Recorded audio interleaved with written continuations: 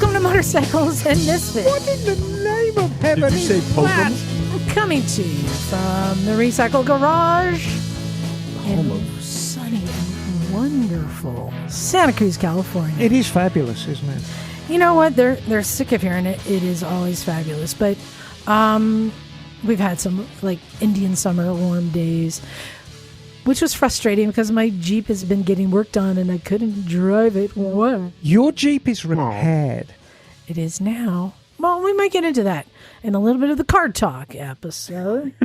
Click and clack. Click and clack. But let's get to who is here in the garage. We're not actually in the garage anymore. In the studio, running the board with, what was that scent you called that? My balls? Yeah, what scent was that, Emma? What's that, Brute? Italian seasoning. Brute smelling Parmesan. balls. It Garlic and is- Parmesan. Stumpy John. What's up? I'm back here with a belly full of tacos and tequila, baby. Yeah, I want to hear some stories on that. Yeah. And looking splendid in pink, it's Miss Emma. Hello. Always the star No, and always in charge. Thank you, John. You're welcome. Because I did want to get that clear. Because there was some dissension in the ranks earlier today via text. Hey, John, Yes. whose finger's over the mute button right now? Is that where your fingers at? You are, John. You're in charge. Johnny, yeah, no, Johnny's always in charge and he does such a good job on the board. You see, I'm pumping you up, John. I appreciate it. You're so welcome. I'm getting a Woody right now. Emma, with your pink hat, I can you look smell like, the musk. You look like the little man in the rowboat over there Oh my Oh, word. no. in the black outfit. Yes, absolutely. No, this hat actually was a gift on the very, very first Dolomites trip we did. Ooh, Malta. We had a lovely couple who were actually from Malta, which is a British outpost, as you may or may not know. Is that where they make chocolate balls? Yes, Maltesers. And there's a lot of Maltesers in Malta. And it was a gift from a lovely couple, and it is one of my favorite hats, of which I have many, as you know. Hey, Scotty, Splendid. Hello. row your boat. Oh my word. Wow. Oh my. Oh my word. This place There you go. is so much. All right, still going around the room. It's the sultry tones of Naked Jim.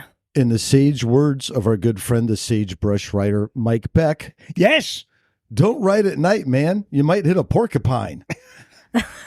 Right on, Mike. Fuck. Wiser words never spoken. Thank you, Mike.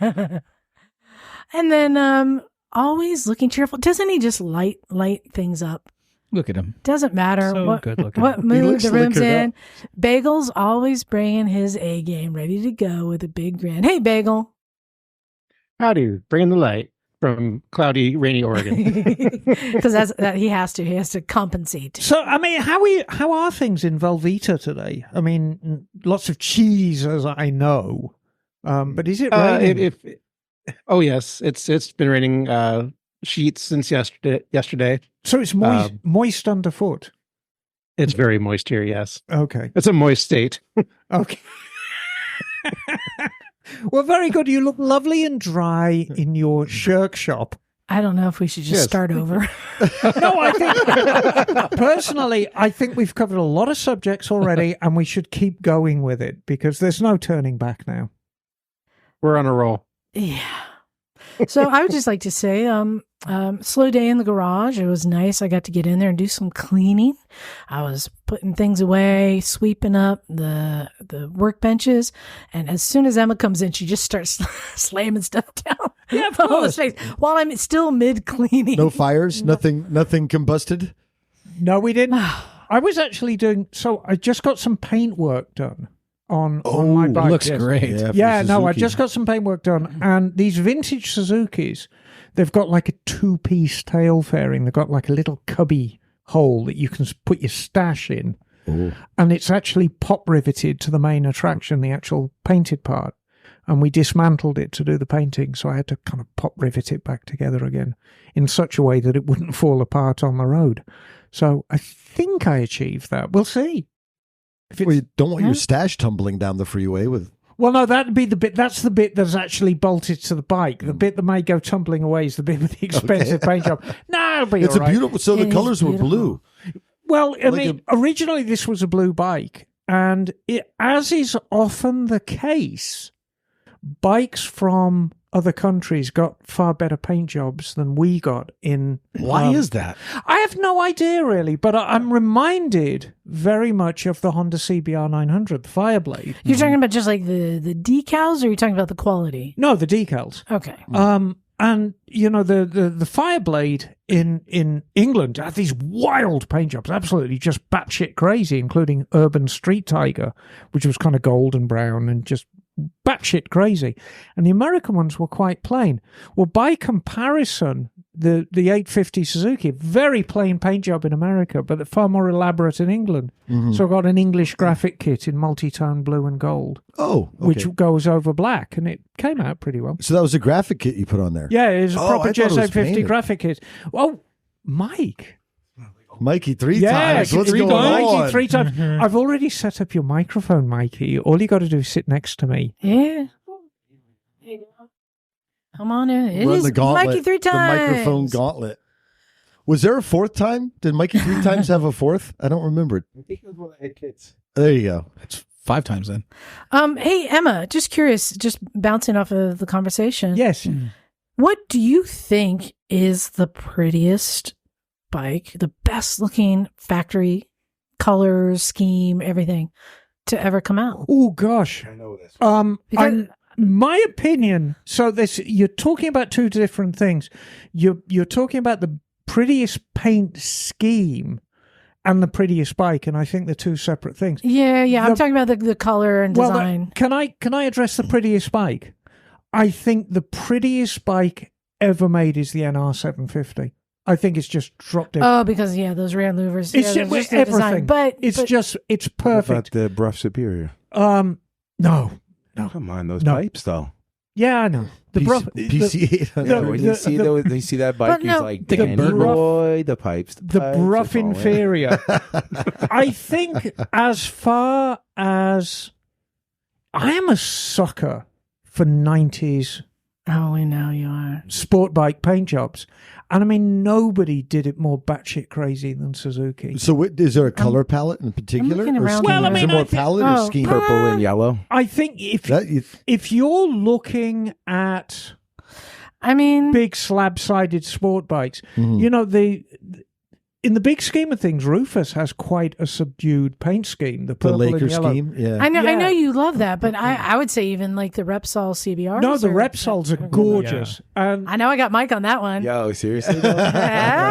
They Yeah, look good. I am a sucker for that bike. I'm the gonna be honest with you. brighter the colours, the better. And in fact, the RF 900 in England came in silver with magenta with fluorescent orange writing on it with magenta wheels. And that was absolutely wild. Yeah, but my Africa Twin with the gold wheels, I mean, that was an attractive bike. Well, you can't go wrong. Red, white, and blue with gold rims. Oh, my Well, God. anything that's- with gold rims. Well, anything and with speaking of gold gold rims, the CX500 Turbo, I think those colors, just like the Africa Twin, Could you pretty clue me in? What are we talking about? Pretty bikes? We're What talking what did I about pretty miss? paint They're fun. jobs. They're fun to think about. Pretty paint I would say jobs. Repsol. Can I chime in on this one? yeah. So, if anybody been to MotoGP recently, I've been there last couple 3 years in Texas, Yeah. and I swear to God, when you see the bikes and like all the bikes, No, but I'm talking factory. well, I know that, but I'm just saying the colors, like it's the craziest thing. They look cartoonish.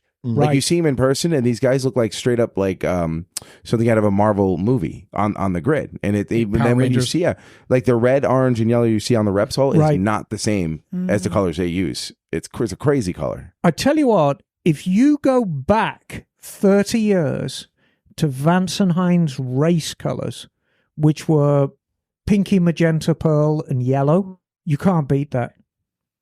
I'm looking around the room at all these examples. I mean, there's so many. Yeah, but you know what? There's so many that are just like one color and boring. I mean, You know? but you've kind of got to draw that line between tasteful.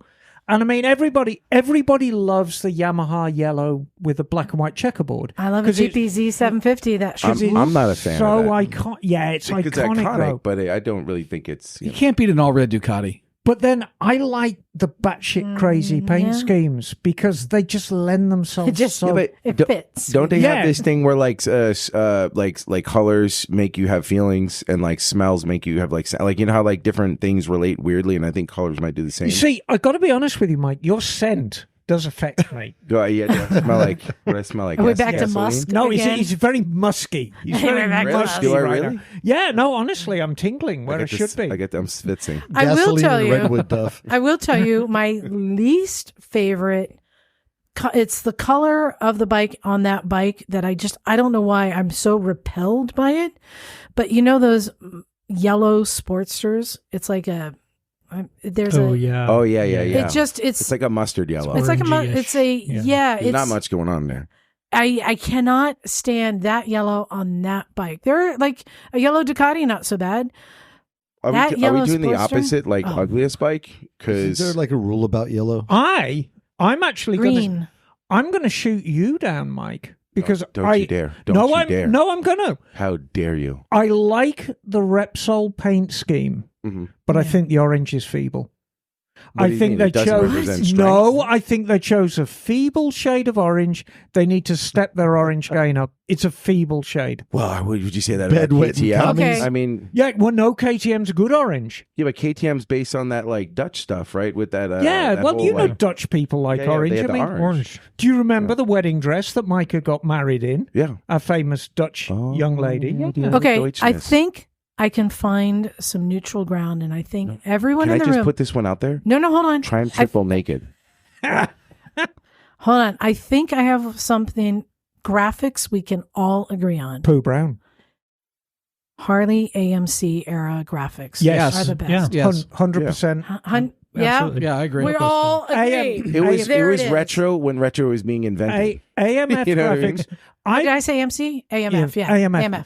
I've said this before and I'll say it again. I will stand by it. The AMF Harleys were the most handsome ever. I'm not saying they were great bikes because build quality wasn't fantastic back then. And most bikers who have memories of AMF Harleys say, yeah, they were great bikes, but they were severely unreliable. When I saw your newly painted bits today in your car, the Yes. gas tank and tail, it had that vibe. Those Yeah, kind of the rounded AMF, line. yeah. It had that Yeah, vibe to same it. with your Harley, right? Yeah, well, Just you like know, your Harley, yeah. but the Harley, my Harley, I actually got a genuine Harley graphics kit Right. from 1976, which to me is the golden era of styling. And interestingly enough, the blue on blue, which is what my Superglide is, was one of three. You could get the blue on blue, metallic red with pink, different shades of pink, or metallic gold with different shades of green. Ooh, I bet that was good looking. That was wild. And the green ranged from like hunter green to the palest pastel green. On purpose or based on the day of the week? No, I mean that was. You've seen the graphics kit on my Superglide. It's different. Oh, yeah. Okay. You know, it's 5 stripes that differ in shape. It's very distinctive, though. You know, of but that, that's of that the era. Yeah, that it's vibe. very much the era. Well, you know, I've been looking at a lot of graphics because I want to get my my Jeep painted, and the 70s I like graphics that. of what I'm The looking at. blue, like, white, and black is pretty sick. the 70s specific graphics blue, though. are the bomb, I think. You know, actually, I can see you driving that Jeep in 70s graphics with your Daisy Duke shorts on. Yeah. Yeah, can Just you a see big- that? Big renegade right on the side of the No, hood. I think she's got the pins for it. But since you got my blood boiling here about pretty bikes, like when I think about this, all I think about You is got the most beautiful bikes out of all I of got us. my by Liberace. far. I got like Liberace's You do, garage. Let's yeah. be honest, but it's a Triumph Triple Naked. It is the ugliest bike that was ever invented. You've always hated that. Which bike was that Oh, again? I hate we're it. The back to Triumph that. Triple. It's not the fair one. It's the naked. The With the Stumpy big eye on on that that bike. I hate the bug eyes. You do The shit on I that. can't stand Slim. that fucking thing. I try to like it. You know what I mean? And like every time I say it, but oh, it's a great bike. Yeah, it is a fucking Is that what great James bike. rolled up on today? Yes. Yeah, he's Yeah. got a Triumph Yeah, Triple yeah. Naked. Now, Yeah, it was So There's good fucking bikes, but I ugly. hate the bug eyes. Triumphs have got bug eyes for a reason, and I'm going to give you a very, very brief history hole right now on why Triumph have got bug eyes. So, in case you didn't know, the whole Street Fighter genre was invented in England, in the Midlands, in the mid-'80s, and it came from really one bike. It came from the slab-sided Gixxer 750s and 1100s that were very, very popular. As soon as that bike came out, I mean, everyone bought them.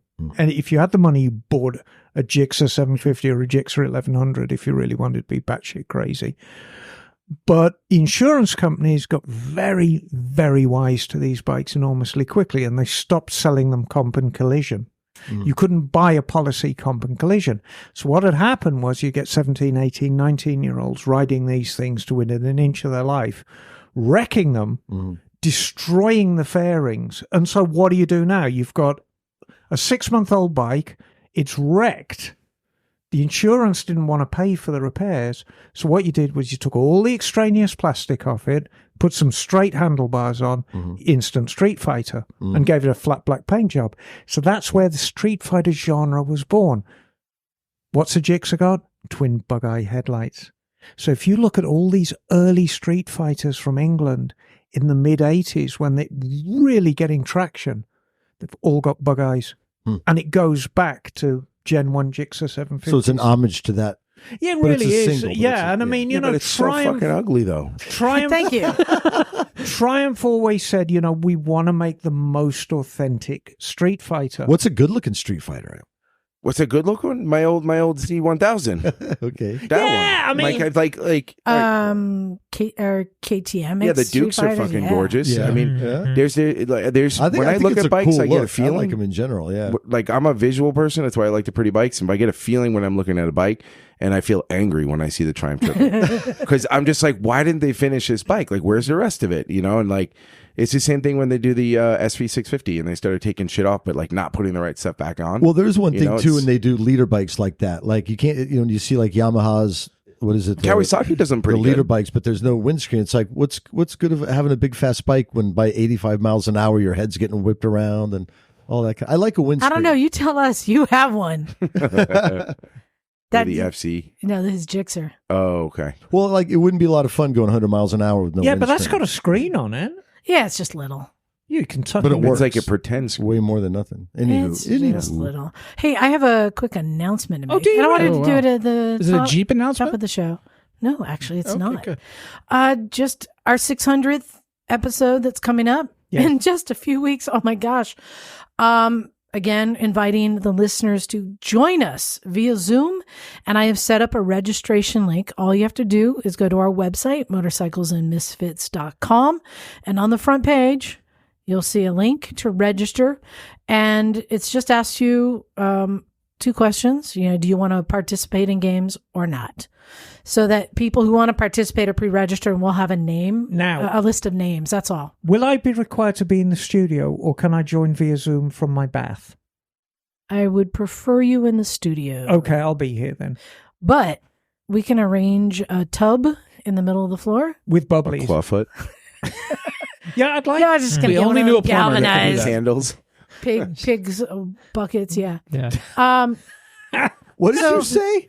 Pigs in a bucket? What do you Well, apparently, yeah, like one of those. One of those, Scotty knows. those No, metal trough. planter Yeah. buckets. Oh, God, like Oh, yeah. the galvan of the like the livestock trough. Oh. trough. There we go. I'll take that. Mike, you haven't heard the There's a news. V-shaped Uh-uh. one. So, you know, we go to AIM Expo every year Yeah. in February in Vegas. And you make everyone wear those shirts. I know. Well, our good friends from Portland, the One Show, are starting the One Show Vegas, and they're No. piggybacking it onto the AIM Expo. So it's Like in the same place? What does that even not mean? the same place. No, but the same time scale. Same time scale. So you Dude, stay they're in getting Vegas big. and then go to the One Show. So the big news Vegas. for all our listeners is we're going to have a presence at AM Expo, of course, like we always do. But of course, you can't join us there unless you are in the industry. However, we will be going. Don't do that, Jim, because you'll get me all Yeah. frothy. He's air stroking if you could. He is. But we will be going to the One Show in Vegas, and come and join us. Tally ho. Yes, tally ho, and we will come up with a game. Now, Mike, are you going to be there? Oh, When is it? it is February. Frey's The birthday is One September. Show is the 7th and 8th. They haven't announced the location yet, but they're purposely. Your kid's birthday? Yeah, Freya. Take her with you. They'll have more. Well, they're still going to do. But I'm taking her to Texas for the You see, Okay. March.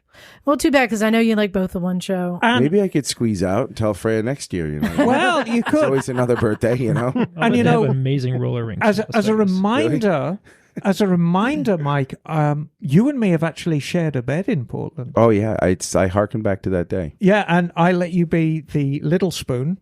I was the big spoon. Oh, I loved it. Was there pants off, dance loved off with Mikey too? Oh, it's no, there's never. It's There was never clothing. pants on. There was I mean, never pants on with it's like, Mikey. it's like catch me if you can, get my pants on. You know? There's a Never pants seen- off probe on. And I can You ever see the Lego movie? Where's my pants? I Emma? can exclusively reveal. I can exclusively that sleeping with Mike in the same bed is like being in bed with a fucking nuclear bomber that's taking Yeah. off. I've never heard noises like Yeah. it. It's like being in bed with 1,000. Well, you should share a room with me Yeah, I next was about time. to say because you haven't shared a room with John. Yeah. I mean, what the hell is No, wrong with Brittany your was lovely. breathing, Mike? Wasn't that the year when I fucked my back up? When we Yes, had to go to no, the hot That tub? was Emma? a tough year, Yeah, but we had the hot she gave tub. me a massage. I mean, it was great. Emma, John sleeps on his side and makes noises in stereo. Oh God! His head rotates like this. like a sprinkler. No, it's coming out. talked about. It's coming out of both sides. Oh my God! It's got like the heat waves coming out. It's true. Like a sprinkler of fucking I have an storm. announcement too, though. Before we forget, before another. Oh, and Craigzilla says he wants to join us too. Oh, really? And Scotty's coming. Oh, yeah. Yeah, gonna be a Craigzilla's party. coming. What's your announcement, Jim? Oh, just got to split in a second. We are bringing back the Desert Hare again. So the Misfits Desert Yay. Hare is Yeah. returning to Johnson Valley Yep. in January. So come one, come all. We have the dates now, right? What are they? Yeah, January 16th to the 22nd, give or take. Are you gonna like GPS tag the spot though? Yep. Because Yep. it's not like It's already yours, done. like- Done. Ew, Done. ew, John, why You you just say were- it like that? January. Why fuck you gotta say it like that?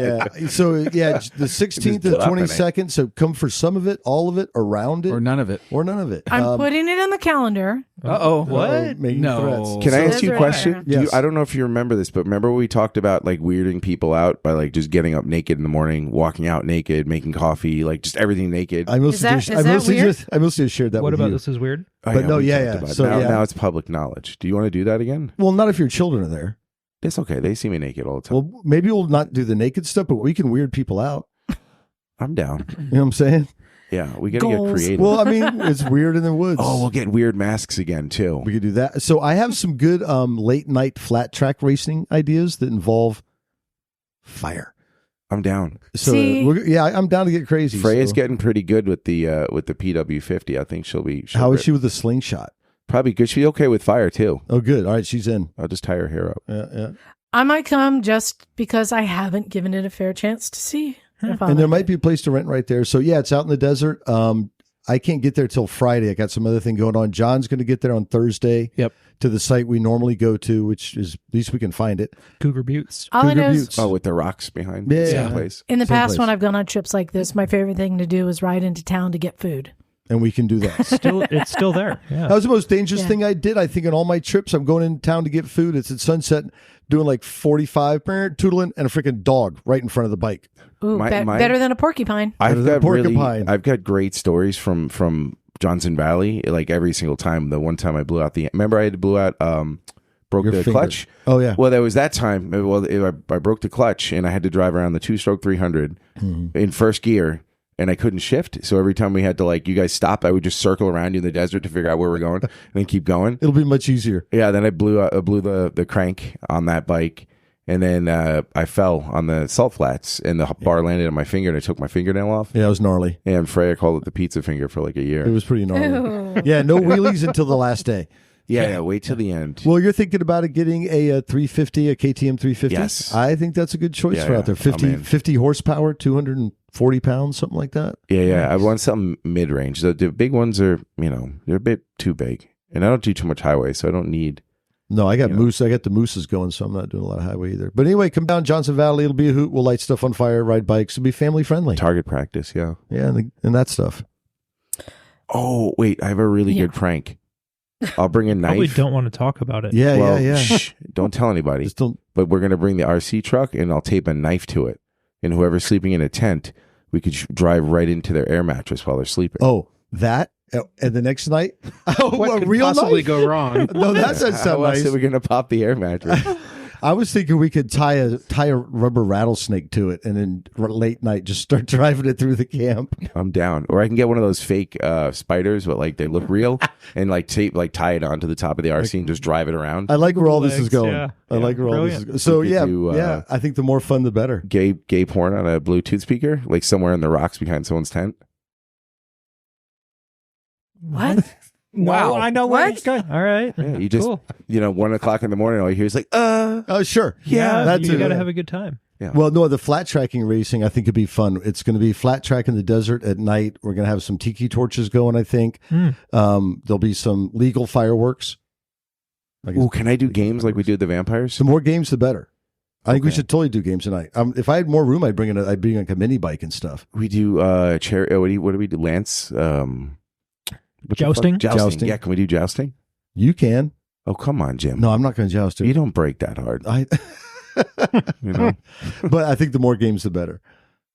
And we can watch. So I'm also going to bring a black light, and we can look for scorpions. I think that'll be cool. I'll set up the And projector. rattlesnakes. Yeah, yeah. Well, dude, last week said he's only seen one snake. Also, I know. funny, it was a little sidewinder. Another little tiny one. Yeah. How fun. That's what he said. The guy's like, I've only seen one snake in the desert because I asked him about wandering around at night like I do, because that's the only time we saw one. And he goes, I've only seen one in my whole life. But he said it was a sidewinder at night. How fun. And he lives there. Yeah, San Diego. No shit. We saw a snake last time I was there. Yeah. Hey, Mike. Yeah. Can we announce the news you told me about the changes in your garage? Hey, I'm outie. I'm going to take off. All right. All right, cool. Yep. Talk See to y'all you later. Okay, good to see Talk to you. you soon. Bye, Jim. All right. Jim. Bye. Yes, absolutely. So Mike told me kind of a big announcement. Yeah. You want to share It was what a it is? PSA. Yes. Well, let's start with Mike. How many bikes do you currently own? And I believe they're all running. It's Yeah, they all Bagel, run. don't get butthurt here. How many running bikes do you currently own? 14. 14. And they run. Wow. They all run. Can Yeah. I name them? Nice. You want me to name them? Yeah, I'd like to hear them. All right, let me think left to right. Freya's PW50. I have, and you can count too. PW50. I've got the 110 fat tire. I have my Husky or the SWM TE510. I have the 2-stroke 300. I have the Repsol 1000. I have Ninja 400, KTM RC8R 2013. I have Shovelhead 72. I have the 96 FX STC chopper. I have Lucky Charms Honda VTX. I have, we can go on in the middle now, KTM 390 Duke. I've got this Tarot electric dirt bike. It's comparable to like a 70 or something. And then I've got the 190 fat tire. I've got an Ovale 110. I've got an Ovale 190. Did you say the SWM? SWM. Yep, that was the Yeah, he second said one. Okay. hasn't said Captain Crunch yet. I did. I Yeah, did you the did. 96 Kevin? FX Oh. STC. So, I think that's it. what That- is your that was big 14. news? What is your Was big it? news? Well, I'm going to sell a couple of them. A bunch of them. Yeah. John, Calling the herd. What's you up? talked about selling the SWM, and I thought you might be interested I in might be that. interested in that. Oh, really? Yeah. Because it's Okay. what, a 500, It's a 510. It's essentially 510 plated dirt bike. Husky That's T 510. basically a Well, it's Husky. more than plated. It's street legal, isn't it? Yeah. Yeah, Yeah. that's Yeah, we what should plated talk. means. Yeah, I've got that. I'm selling my 300 two-stroke green sticker KTM. I'm selling the Duke 390, which surprisingly, the suspension on the Duke is the same price as the bike. It's like the Well, rear. It'll make more room in your garage, which is good because your garage is so much fun. One of the things I love is how you have the big projector screen Yep. and you'll put races up and have people over to watch the races Yep. because I know that's something that you love. Yeah. I like hosting. Yeah. And there's a reason we brought you in tonight. Yeah, we did. So we got a great guest tonight. Michael, you're going to have to help me make sure I tell you your last name the right. It's Gougis? Gougis, yes. Gougis. Yeah, Michael Gougis. He is the editor-at-large of Road Racing World and Motorcycle Technology magazine. Also a racer himself, a club racer who's got lots of wins, according to him now, but we're going to believe him right now. He's covered performance motorcycle and road racing for over 20 years with Road Racing World. specifically a lot of them, MotoGP, World Superbike, Endurance World Championships, AMA Pro Racing, and Moto America. His favorite race bike, he says, is a SV 500 built by Twinworks Factory. Oh. And then it was pumped out to an SV 650. He says that Suzuki stole that idea from him. Sure. So he's also he is also an author of a book called Legend, Marquez, the 2019 MotoGP World Championship. So let's welcome. You didn't Michael mention how handsome he was too. He is quite handsome. Yes. I don't like to put that sort of stuff in writing. I like to let these things speak for themselves. No, Very, very clean cut. So great to have you. Say, just before we go, a little quick update on the MotoGP season for those who aren't following it. We're heading into a final stretch right here with 3 races remaining. Jorge Martin is I didn't watch this weekend. I didn't watch. Right. Don't say what happens this weekend. We're not talking. Spoilers. I'm a week behind, so that's why I'm saying. I watched the sprint, but not so we're no spoilers. Okay. But as of last week, Jorge Martin leads the championship in the standings with a 20-point advantage. And he's been incredible this year with consistency and multiple wins, including Portugal, France, Indonesia. And Bagnaia came in second, or Bagnaia is in second, riding for Ducati. And yeah, lots going on in MotoGP. And as always, Marquez is third and Bastianini's fourth. Yeah. And the race this weekend was in Thailand. Yeah. So lots going on there. Another great rider to watch who won big last week was Pedro Acosta on the Red Bull gas. Okay, enough with wait, these what's going on? What's going on? Hold on. That Pedro didn't he crash? Running back to back, finished second, and then Bagnaia was third, and Marquez DNF'd. Did I miss something? Pedro actually got across the line. So that's what. Okay. Yeah. So here we go. So road racing is one of my favorite things. And Mikey 3 times is here, thankfully, because he's actually been around the world watching these races. But hey, let's start out, Michael, with an easy question. Why? What drew you to road racing, motorcycles, and the life? It's funny. People ask that, and I don't know if anybody actually believes me. I don't even know if you remember this or not. But when I was much younger, Sports Illustrated did an article on the Daytona 200. What year was this? I can't even remember. I was in single digits, so that was back. I had a pet dinosaur. It was a minute or so ago. But the pictures that they had of Kenny Roberts on those TZ 700s or TZ 750s. Yep. The yellow, black, and white color. I'd never seen anything like that. And, I was still at that age where I honestly thought I was going to be an astronaut, right? And I thought I was going to fly around the universe in my own spaceship and everything.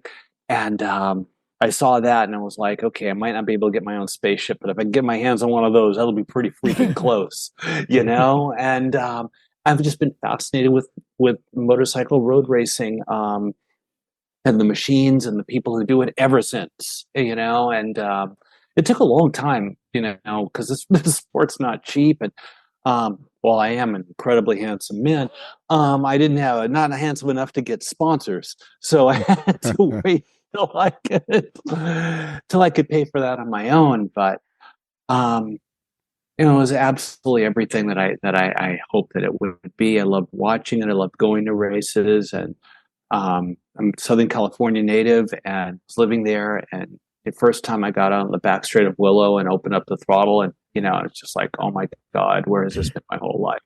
It's just absolutely wonderful. Where do you live currently? I split my time between Los Angeles and Vancouver nowadays. But right now I'm over. I'm in Spain. We just watched World Superbikes and the end of the season. Top Rack. Hello. Yeah. Jeez. He's an alien. He's a hero. Yeah. He's a trippy guy. He's really cool. Very, very low key, and it doesn't look like it. But, when last year I saw him, he was in a press room, some race where I was, and he'd gotten beaten. And he was unhappy because last year he couldn't do anything about Bautista and the Ducati. Yeah, he was, every race he'd be like right up on him on the turns. He'd get ahead of him.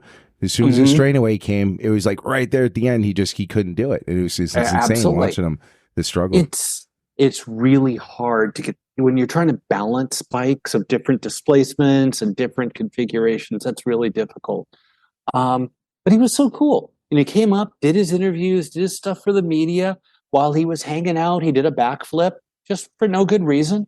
You know, and it's just, I know, right?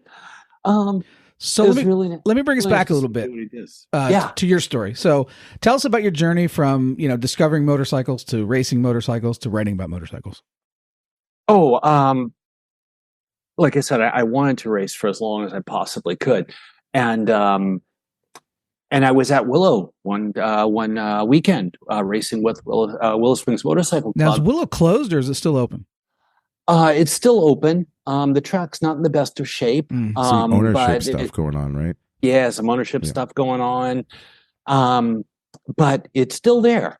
But back, it was back in the day when we raced, 12 rounds a year there. Right. And the editor of Road Racing World magazine was also racing there the same day I was there. And so, I walked over to the garage. I said, hey, you don't know me. My name is Michael Gougis. I know there's a million guys here who are faster than me, but I'm a professional trained investigative journalist. I've been doing it for 20 years. I said, if you need somebody to help you actually write a magazine, give me a call. And we did. Yeah. And so he called me up. I remember the first article I did for him. It was somebody had, you guys might remember Rich Oliver. He's from up your neck of the woods. Somebody had taken a picture of him and slapped it on a bottle of beer and hadn't paid him and asked for rights to his images or anything like that. So the first thing we did was an article on that. And we got Rich a little money for it. And all was good. So that's how that whole journey started. And it has been almost exactly 20 years since I started writing and contributing to Road Racing World magazine. That's great. It's been quite the journey. Yeah. Oh, over your last 20 years, what would you say is probably the best, most memorable race or event that you've covered? Wow. There's a lot there. It's honestly, it's hard to beat a MotoGP race. Laguna Seca. Was it 06? 06? Oh God, that was huge. Come on. Yeah, but I was there as a spectator though. I wasn't there as a reporter. I paid my own way in to see that. Yeah. I was there too. That was amazing. You couldn't believe what you were seeing. Well, for folks that don't know, explain a little bit about what's so special about that. Oh my God, that was Nicky Hayden, the year that Nicky Hayden won the championship. Nicky Hayden won the race. All right. And the first year back to Laguna Seca, too. And who was Nicky Hayden? Nicky Hayden was the last. Nicky Hayden was MotoGP champion, American, one of the Hayden brothers out of Owensboro, Kentucky. Yep. There you go, right? So I probably shouldn't admit this on the air. It's the first time I've ever admitted it to anybody who wasn't a very close friend. But hanging in my garage is a flag, a Red Bull flag from that event. Oh, wow. So I was up in the grandstands over turn 4, by turn 4, right? And Nicky won, and everybody had lost their minds, and they started taking souvenirs down. People started tearing the flags off the poles, and I thought, barbarians! I've got a toolkit. And so I pulled out a pocket set of tools, and I disassembled a flag right there, and then pulled it down all in one piece. I mean, Jesus Christ, I went to university, No need for that kind of destruction. Tear something down like that. That hangs in the garage to my day, So now, I've admitted to, I don't even know how many felonies that probably is, but one day I'm going to say, I'm either going to mail that flag back to Red Bull, or I'm going to give it to the magazine and have them auction it off for the action fund. Can you explain why Nicky he's so relevant of a character to win MotoGP for people who don't know much about racing? Like why is Nicky Hayden a big deal? Was he? Nicky Hayden was a big deal because he was American. There you go. He was one of the old school, brought up on dirt tracks. Yep. that guy. I mean, that was the way that, back in the 80s and the early 90s when Americans ran this sport, that's how they trained. And Nicky grew up, following in the footsteps of guys like Eddie Lawson and Freddie Spencer and, Kevin Schwantz and Wayne Rainey and all of them. And so, it was really kind of a throwback to an earlier era. Last of the Cowboys. Yeah. By the way, Nicky is the last, not only the last American, but the last rider to win on a Honda in World Superbike. Oh, wow. Yeah. What does that say about Honda's situation? It's been 8 years. Yeah, it was 2016 in Malaysia, Sepang, I think it was. Oh, right. Where, it was a little damp. It was a little damp that day, and Nicky said, "I'm not in the championship hunt. It's time to take risks." And I can't help but think a little of that flat track experience had to help. Oh yeah, because I'm pretty sure that bike was sideways once or twice that race. I miss Nicky. Yeah, we all miss him. That's just such a sad story. For those who don't know, he passed away training on a bicycle, and we lost a great racer. But yeah, MotoGP racers get more messed up on bicycles than they do on motorcycles. I'm telling you, it's the training that they do. It's just, because you're constantly over the edge trying to find out what the bike does when you're over the edge. And even if you're training on a dirt bike going slow, it still hurts to crash one of those things. Do you see Pedro Acosta crash at the Red Bull Ring? He was going like 170 or he was just some insane. Yeah. He just kept going. He went in the grass on the track, then back on the grass, and then into the gravel. Yeah. He was going so fast. It's like watching the baggers in Moto America. Yep. When one of those things crashes, man, it just goes on and on and on. Stuff flying everywhere. Did you see Dave Aldana crash at Barber recently? No. He did, really? No. Yeah, it was just like, a week or two ago? Oh, I didn't know that. Yeah, he crashed into a barricade and went over the barricade. He's fine. Oh. Was he racing or just doing a parade lap? I think he was doing like a demo thing. Oh, how funny. Oh, my. Or demo lap. He ain't young. He's out there. No, he's out there in his leathers, but yeah. Yeah. He is pretty crazy. So, we just talked about Nicky. So what's your take on the current state of American racing? But across all the different formats, what, you feel like we're starting to come back up, or, we're looking at guys like Joe Roberts and others. How are you feeling about where we're at right now? And what's your reflection on Moto America? Well, you'd have to tie that in with Trackhouse too, because they're really relevant in this conversation. Yep. Yeah. Trackhouse is really interesting, and it's definitely a team with a lot more potential than they've shown, especially in the last half of the season.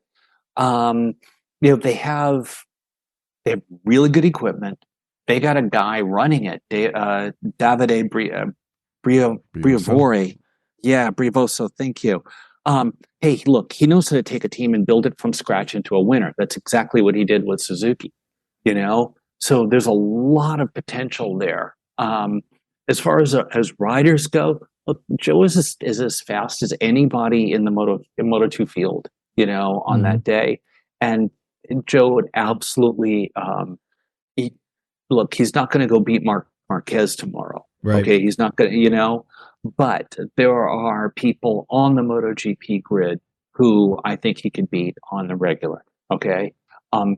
Joe's one of my favorite athletes in the world. Humble, hardworking. Really hardworking.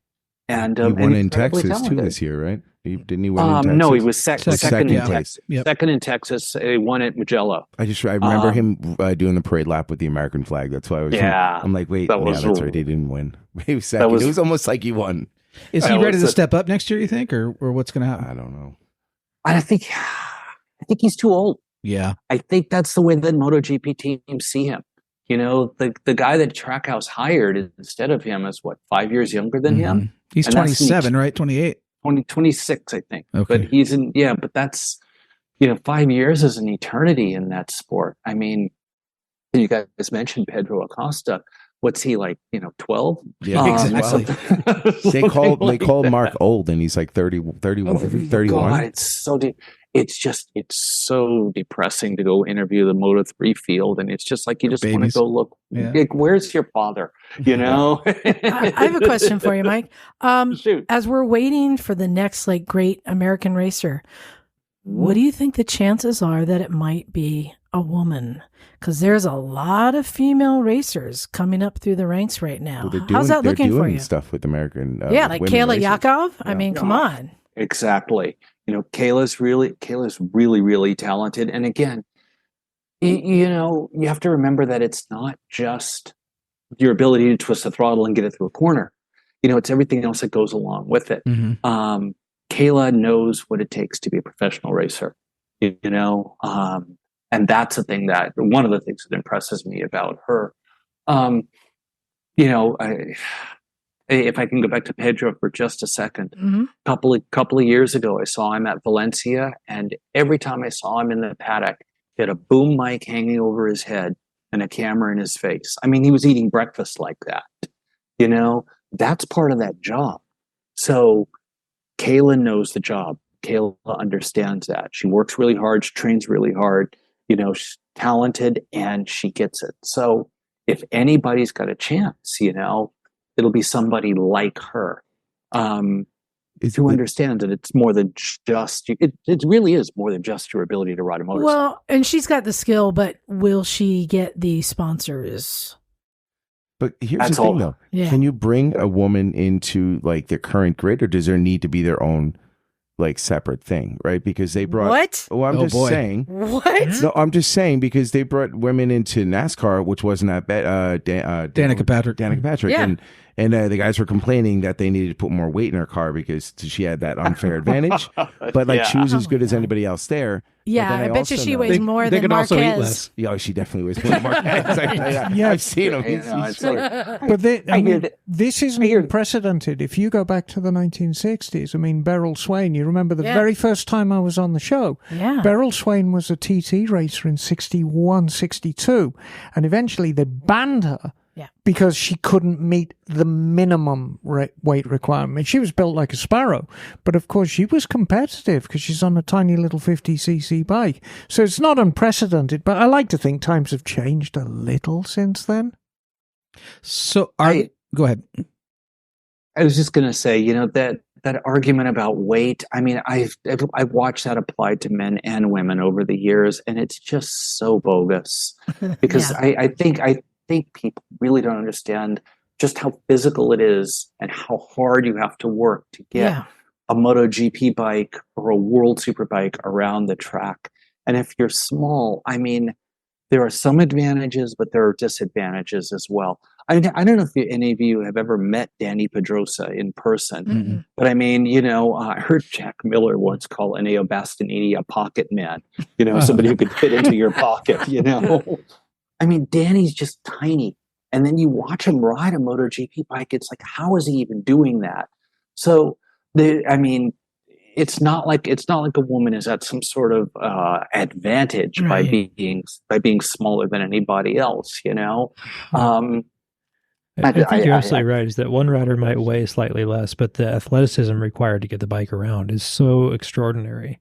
Yeah, it's just exciting to see how many women are coming up through the ranks as we keep waiting for like the American to finally ascend and make it. Well, and piggybacking on that, what do you have any American riders that you're looking at right now to say, okay, they have the opportunity, I think, to come up into the high echelons of MotoGP or World Superbike? Right now, it's difficult to say, and a big part of the reason is that we don't see a lot of them. We don't see a lot of them in the United States because most of them are training and racing overseas. Right. You know, so we see and hear a little bit less about what they do. You know, you look at somebody like Rossi Moore, you look at Christian Daniels, you know, people like that who are, you know, spending more and more of their time racing overseas, because that's where your sponsors are looking for the next upcoming talent. Excuse me, that's where the teams are looking for talent. They're not, I mean, it's not just Moto America. I mean, it's like people aren't coming from British Superbike. They're not coming from World Superbike. Mm-hmm. You know, they're coming up that Grand Prix ladder. And that's, you know, the Americans that are going to make it are going to be working their way up over there. Is it a good thing or a bad thing that there's not so many on ramps into the MotoGP kind of system? I'm going to go ahead and say it's a bad thing. Yeah. Just because it's fewer opportunities for people who are incredibly talented and would be really, really good at the job, but who just for whatever reason aren't in the right place and aren't at the right time. You know, you've just it takes so many things to come to become to line up at just the right moment, just for you to even get a shot. Right. You know, I was watching the documentary on Pedro today. You know, I mean, it took where can we see that? Pull it off of MotoGP's website. You know, I mean, it literally his family comes from a fishing village on the southern coast of Spain. It literally took a village to pool its money to get him to the point where he could even start to go Grand Prix racing. Wow. You know, right? And so it is really difficult to get there. And I think a lot of people with a lot of talent sometimes will miss that opportunity, which is a shame. You know, really is a shame. And you guys know, it's just like life, man. It's so easy to get just that one thing wrong. Yeah. You know, and then that's it. You know, it's over. Part of the thing that's fascinating about it, right? Got to be perfect all the time. And lucky. Yeah. Oh God. I'd rather be lucky than good. I was talking to someone about this yesterday. How like when you watch GP and kind of like the vibe and energy towards the end of the pack is kind of funny, right? Because you know, like, oh, these guys are always behind, and oh, you know, it's this, it's that. But it's like, in the reality is that they're like, you know, fractions of a second from first. Which, I mean, except for Luca Marini. Yeah. I mean, like, I think he's came in like 17 or 20. Poor Luca. Like, which is insane. But I mean, he's still stupid fast, so I put him up against the rest of them. You could put their worst rider in MotoGP up against like the best rider in like American Superbike or whatever. And yeah, he would just run circles around him. So. They are amazingly talented. Oh, look, one way, this is what I tell myself when I'm crying myself to sleep at night. Look, you're only 3 points behind Luca Marini in the MotoGP World Championship because the Repsol Honda guys have had a terrible season. Well, I was going to say when you started it that the GP is funny. If you're at a very fortunate time if you're watching GP right now because you get to watch 3 races. Yeah. There's the Pecco versus Jorge race. Then there's like all the guys who didn't get in Ducati or who did. That's the second race. And there's a Japanese GP in the back. Exactly, it's fantastic. You know, if the coverage isn't there, but and but those guys. I mean, you know, there's a reason that when those people drop out of MotoGP and go race in another series, that they're so incredibly talented and usually so successful. You know, you guys remember John Krasinski? The actor? Yeah. No, John Krasinski. He raced 500cc GP bikes. He raced. He won at Laguna one year, 1993. It was the year that Wayne got hurt, and he also raced 250 Grand Prix bikes, and he went to World Superbikes afterwards. And somebody asked him what riding a World Superbike was like. He said, you know, after riding a 500, he said, everything else just feels slow. Mm-hmm. You know? I think you're going to get into that more later too, right? And I think that again, it's really almost hard to describe in words just how fast, just how brutal a modern MotoGP motorcycle is. Right. You know, so those guys in the back, yeah, I mean, it looks like they're struggling. You know, some of them might be mailing in a little bit. Hey, they might be cashing a check. They're just collecting that Repsol money. Right? They're just doing a little testing on track. You know, the number one job of a professional racer is to get paid. They're keeping it exciting. But yeah. Speaking of exciting, I have a question for you. Yes. As a fan of road racing, what do you think of the baggers? And as a journalist, what do you think of the baggers? They are exciting. They're exciting in ways that bring a different dimension to the sport. Okay. Yeah. Baggers are not the things that I saw when I was a kid and went, oh my God, I want to do that one day. Okay. That's not my, They're that's spectacle. Is it more like the freak show? That's how I used to think about them. Yeah. Then I went to a Harley intro earlier this year, and that Harley had their factory team there, right? Yeah. And they were like, hey, you guys can come look at the bikes. You can't photograph them, but you can look at them. And I'm telling you, they're serious race bikes. Somebody spent a lot of time and effort getting those things to get around the track, and they're really amazing to look at up close. Can I say something? Yeah. So I go to the Sonoma Raceway, the mini track on Mondays. They have like the go-kart track, and that's I can just go up there and ride, and it's easy and cheap. But all of you take the 1,000 up there, or what do you ride on? No. On the mini track, I get the Ovales, and I bring the 400. Yep. How fun! But the Ninja. But there's like 3 King of the Baggers pro riders all the time when they're training there. Yeah, there's Tyler O'Hare is there like every time I'm there. And what's the guy? He's number 6. He's won like 7 times, 7-time champion. But yeah, anyway, they're not training on those big bikes. Like they're training on the Ninja 400 and the really? I swear to God, I have the exact same bike as Tyler O'Hare, and I'm constantly talking to him about like, oh, what pressure are you running, or what are you doing about this? But I mean, I think we actually have to kind of distill it down to what spectators' relationship with road racing is.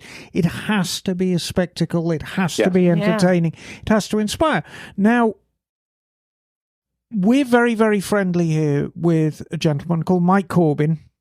He's been in the industry for ever.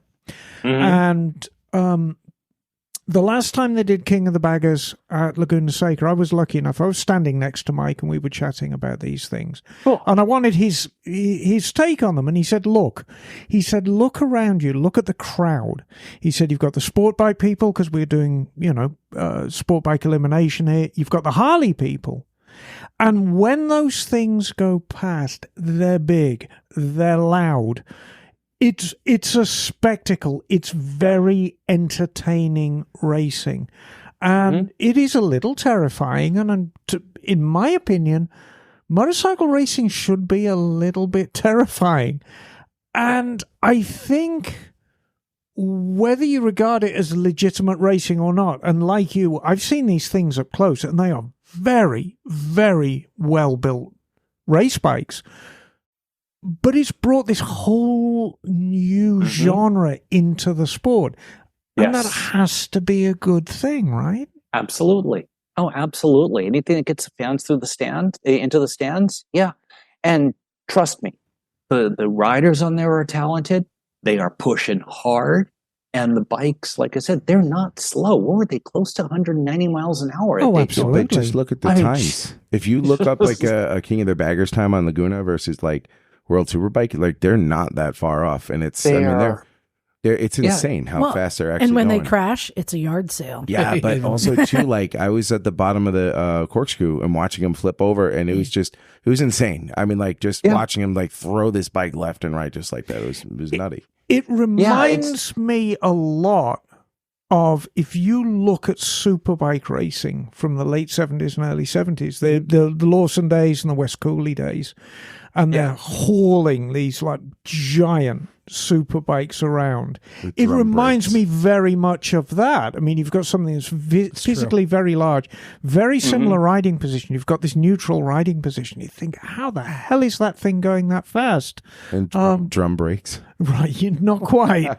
But I think they're wonderful. I mean, it's an enormously, and like I say, you've got to distill it down. Why do we go to motorcycle races? We want to be excited. We want to be entertained. We want to root for our guy. All these things happen with King of the Baggers and more. So it's great, right? I think. I couldn't agree more, and as I've heard team owners say, you know what? Look, the money they bring into the paddock helps everybody at the paddock. Oh, absolutely. And let's really, I want to be really clear about this too. Okay.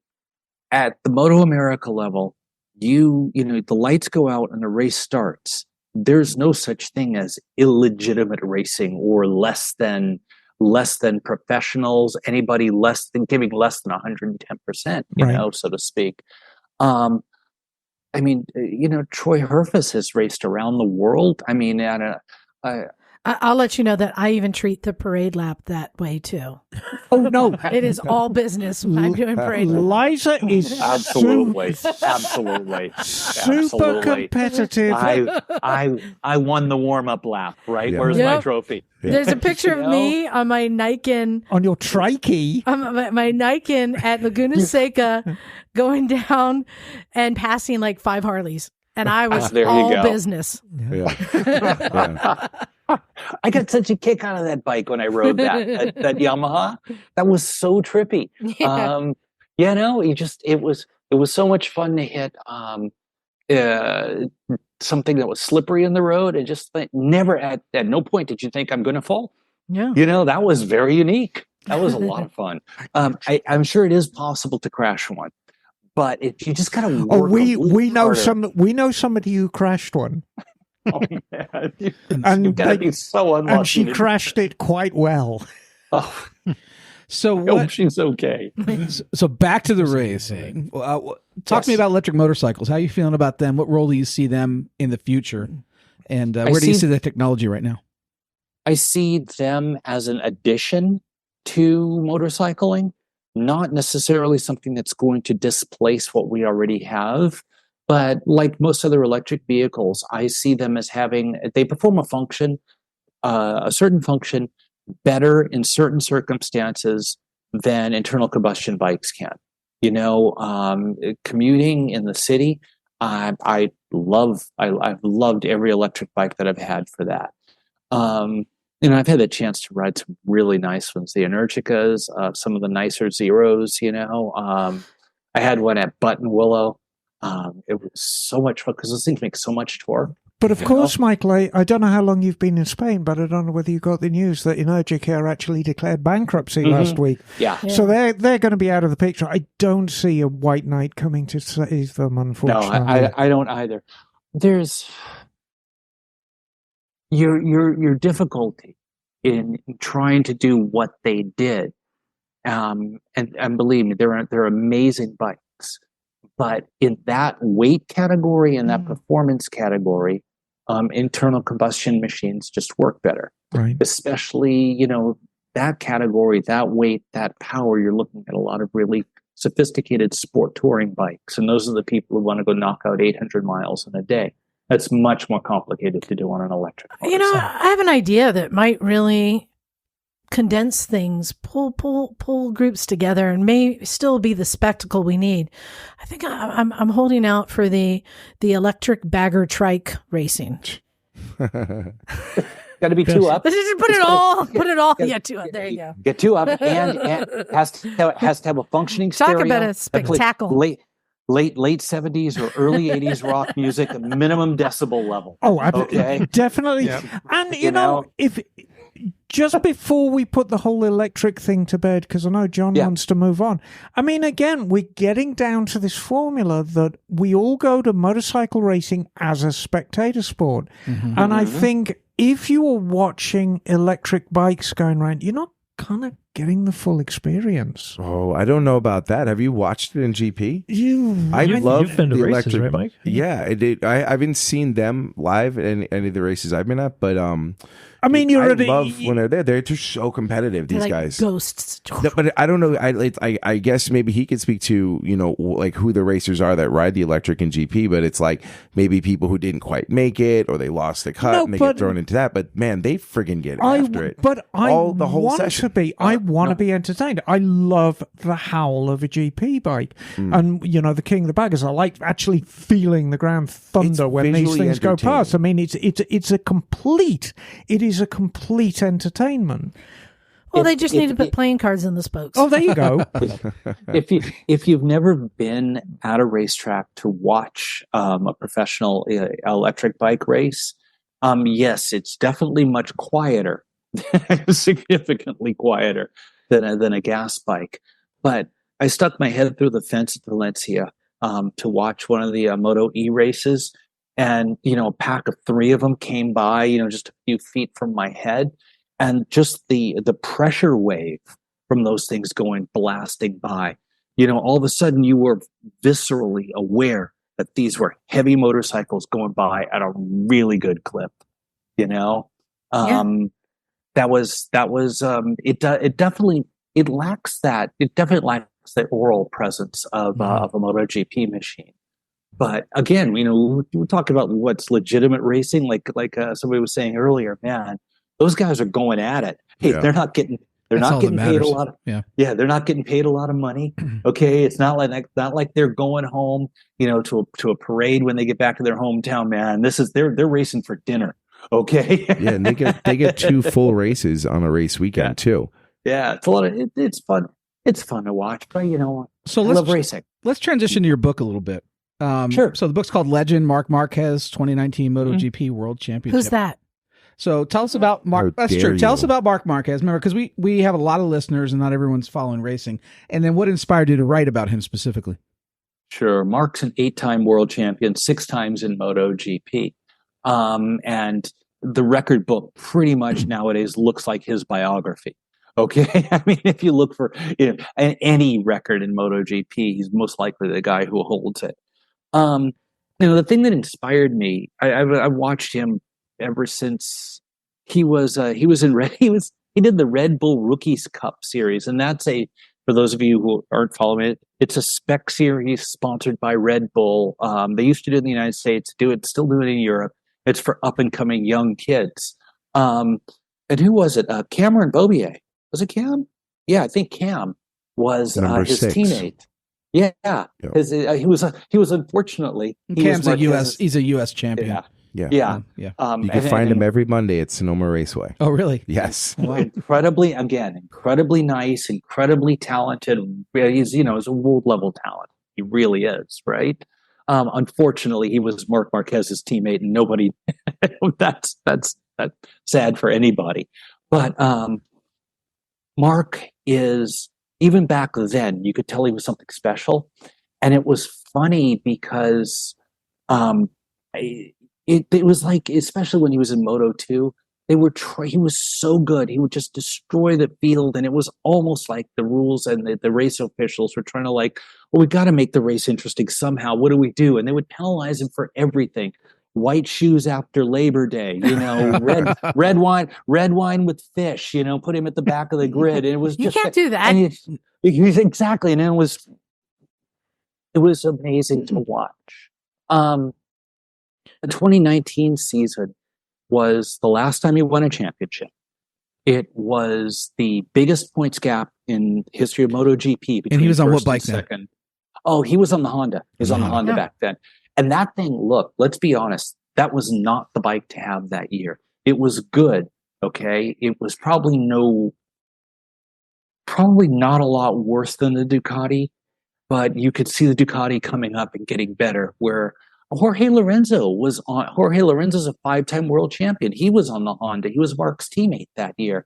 And halfway through the season, Jorge got done getting thrown off of that thing and announced his retirement. He's like, I'm done. This bike is horrible. And they were like, well, your teammate just beat everybody again. So I don't know what's happening. It was, again, we talked about everything coming together, right? The bike was not the best, but it worked for him. Marc was the absolute height of his superpowers, even though he was injured. And it's fun to watch these guys and watch their abilities. But if you stick around them long enough, it's the mentality that they have that is absolutely fascinating. These are different people. They've been, we were talking about women racers earlier. Anna Carrasco, I interviewed her years back, right? She started racing at 4 with her dad. At some point in her teens, in her teens, this young woman got on a plane in Spain, had to fly somewhere to the Far East, broken arm, because she had she was committed to race a Moto 3 bike or 125. Their mentality is different. 7 times in 2019, Marc was in second on the last lap. Could have easily finished second, won the world championship going away, and 7 times he made the pass for the lead. I think he passed at Misano. He passed Fabio Quartararo twice on the last lap, and it's just Wow. that's what's so fascinating about it, you know. And you look at the whole thing as a package, and you start to see. You know, we were talking earlier about it's more than just being able to turn, twist the throttle, right? You have to show up for 19 races. You have to fly around the world to 19 different events. You've got all the sponsor obligations. You and I get a cold. I know I'll speak for myself. This age, I get a cold. I go lay down for a week, right? I don't want to go anywhere.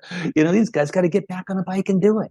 So what was amazing. special about that year for him? What made it so that he was so dominant then? Didn't have the greatest bike or the best? No. Why? What was it? His amazing physical talent. He could make the bike do things it didn't want to do, okay, and could get away with it. And combined with that attitude of, I will not lose. I will not lose. And I think there's something that happens at that level. You guys have heard the saying where at the top of the mountain, the only way to go now is down. I think that's why he raced Fabio Quartararo that hard that year. I think that's why he raced Andrea Dovizioso that hard that year, because he knew that these were people that if he gave them a chance, they're going to become competitors. So you've got to keep kicking other people off the top of the mountain. And that's what made that season so special. It wasn't, it was, like I said, it's the amazing things you can do on a motorcycle, but it's that struggle to remain at the absolute top of the heap when the whole world is conspiring to tear you off of it. That's what I found so fascinating. I'll tell you why he would make the pass, because second place is first place loser. First loser, exactly. So I got a quick question for you. So 2019 Marquez, was that his unbeatable in his prime, would you say, at his peak? Oh God, he'll tell you that. All right. So if we take 2019 Marquez and let's take Rossi at his peak and King Kenny at his peak, put them on a track together, who's going to win? You can't. All the bikes are different. At all the different same times. bike. Same bike. Or maybe their championship bike at that time. It's a race of personality. Just saying. Michael, he knows races. I'm just curious. Yeah. Honestly, it's there's no way to tell. I know it sounds like a. You got to pick your pony, man. The question. They're all killers. Yeah. If he says anything besides Marc, people aren't going to buy the bike. No, but it's also who's the GOAT? Who's the GOAT? Rossi.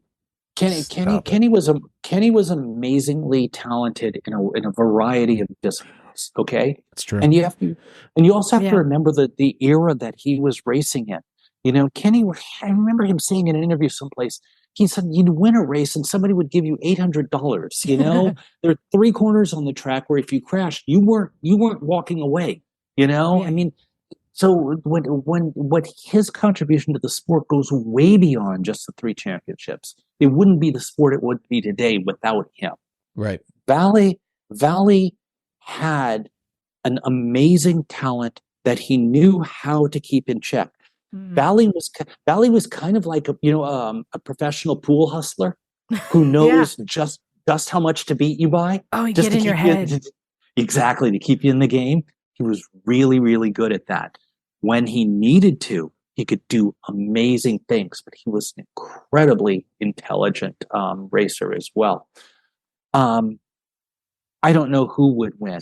I know that Marc, you put those 3 on a track and tell them, I know who'd win. I know who'd win. Very spectators. No. You want to talk about the GOAT? Who? Joey Dunlop. Oh, that's interesting. Your man. There'll never be another like him. Well, why is he not racing MotoGP then? He's dead. Well, why didn't he race Moto? Because he was just primarily in doing this road racing. He's the greatest road racer of all time. Full stop. Road racer though, or not a track racer. Yeah, but I mean, no, it's different. It's different. It's more different than people realize. Joey Dunlop's it really is. He's incredible, You no doubt. can't talk about motorcycle racing without talking about the Dunlops and Joey in particular. Agreed. You Well, can't. okay. It's not part of the Agreed. conversation. If we It's said- different. And then you've got, because I'm really going to go old school now. It's not just Dunlop, it is Halewood. I mean, you make a comeback in your middle age and win the TT. There is Giacomo Agostini. Some say the greatest of all was Surtees. And there's evidence that Surtees was not only an amazing track motorcycle racer, but a car Grand Prix racer as well. Yeah, but Emma, there's been a lot of great racers, but who be the best racer while smoking a cigarette? Oh, it's got to be Barry Sheen. So, But but the thing is, as much as I think Barry is one of the greatest track racers of all time, he was beaten by King Kenny. Yeah.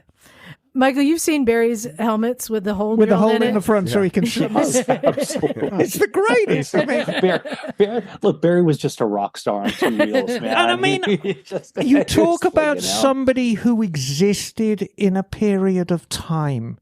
And I think if we go back to the 70s and how that whole scene was in motorcycle racing, and this is when I was going to motorcycle races extensively, and of course we all worshipped Barry Sheen, we all thought he was great, and you never saw Barry Sheen without a cigarette in his hand or a gin and tonic in the other hand.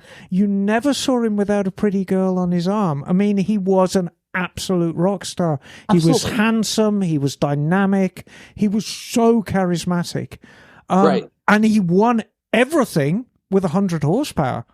Isn't that amazing? That RG 500 of his was like 100 horsepower bike. It's wild. It was, Barry frequently did not have the best equipment. You know, I mean, that was back in the days when some of those guys like owned their own motorcycles. Yes. You know, you were buying those with cash and then taking them Grand Prix racing. I mean, can you imagine? Oh, yeah. You know, it's so, but those days are gone, guys. Oh, yeah. Those days. I mean, these people, they train, they nutritionists. I mean, this is their lives. That's, you know, when you talk about their mentality, you know, you get to talk to these guys. These are tightly wrapped human beings. Okay. And maybe they cut loose on a party on Sunday nights, but man, they're back at the gym on Monday morning. You know, it's the guy who's sitting there smoking and you know, with the gin and tonic. That guy doesn't last in the paddock anymore. No. Although Joey actually did, Miller. he always said that one of the best things he did to make him win a race was take a giant crap before the start because he lost a couple of pounds. It's power to weight ratio. He was quoted as saying that. John Sayles. So, a couple more questions. I know we got a book here that we want to talk about because we want everyone to go out and buy it. Please. I'm only laughing because I actually have a story about a racer who told me something along those lines. Yeah, see? We can get back to that. Power later. to weight, baby. There's a multi-time American champion who used to say on Sunday morning before practice, tell his crew, "Well, I got to go get down to fighting weight and head for the." I do that about 4 times a day. So, you know, while you're writing this book, did you are there any like lesser known stories about Marc that we don't know about, or anything that surprised you during the whole process? No, it's more like you guys all have a favorite movie. You all have something that, you know, you've watched 10 times and you still pull it off the shelf once a year and watch it. You know, that's kind of how I wanted this book to be. Just for somebody who was there and saw the whole thing unfold and, you know, all of that. It's just something you can look back on and just, you know, pop it open and pick a chapter. The story about the race is just amazing, you know, and it's sort of like a Netflix series where you just binge, you know, episode after episode. The other thing, I don't think that many people really understood, and I try to get into this a little bit, just how physically injured, I mean, how much injury these guys carry on the regular, just how injured Marc was by the end of the year. You know, when he won at Valencia, I mean, he won. He's basically riding, one-handed. Had a test afterwards, stopped the test, and went had surgery on his arm. If only he'd stop crashing. Yeah, that's it. It's funny you say that. I think it's the Honda. Well, I think it actually has to do with modern safety gear. I think Marc was one of the first racers to realize that he was probably going to walk away from a crash, and started crashing on a regular, not just as an pushing accident. it that hard. There you go. Wow. In practice, because his first year in MotoGP, he crashed a lot in practice, rarely crashed during a race. Prior to that, it felt like crashing was, every time you did it was potentially career ending. He just would get back up and go, let's go back at it. So it was, he wants to find the limit. Yeah, and that's what they all do now, and thank God, the safety gear is what it is. One of the good things about writing for the magazine is I get to test safety gear. People give me stuff to evaluate. So that means when I get launched off a bike, I tend to be wearing really, really good gear. And I probably wouldn't be here if it weren't for that. Bagel, do you have a question? I thought I saw your hand go up. Well, I wanted to touch on the topic of Marc Marquez crashing, because I have a story that ties in scooters to Marc Marquez. Oh, there was a Dutch MotoGP qualifying race back, I think, in 2021, where he crashed his bike, and very quickly realized he couldn't continue on that bike. I think I saw this. But he had a backup bike in the paddock, but he was nowhere near the paddock. So he figured the fastest way to get back there was to steal a cameraman's scooter that was standing. I remember that. He didn't even know whose scooter it was, but he just hopped on the scooter and started taking it. As he was taking it, realized it belonged to a cameraman. He was like, "Is this okay?" And the cameraman's like, "Go, dude, go. Do what you got to do." And he raced that scooter back to the paddock, got his spare bike, and I think he ended up finishing 4th in a qualifying race too. That's something like that. Just amazing. Yeah, and his quote was, his quote was great. He said, "When I took it, I saw that it belonged to a photographer, but he let me go. I wanted to get back to the pit as soon as possible. So honestly, I would have taken it even if he had said no." Yeah, absolutely. You look back, and there are moments in a career, somebody's career like that, where you realize that you really are dealing with somebody special. Do you guys remember when it was at the Circuit of the Americas, first year, second year he was there, his bike quit in qualifying coming up the front straight, and he pulled it to the side, jumped over the wall, and it was a huge drop on the other side. It was like 6 or 7 feet down the other side of the wall.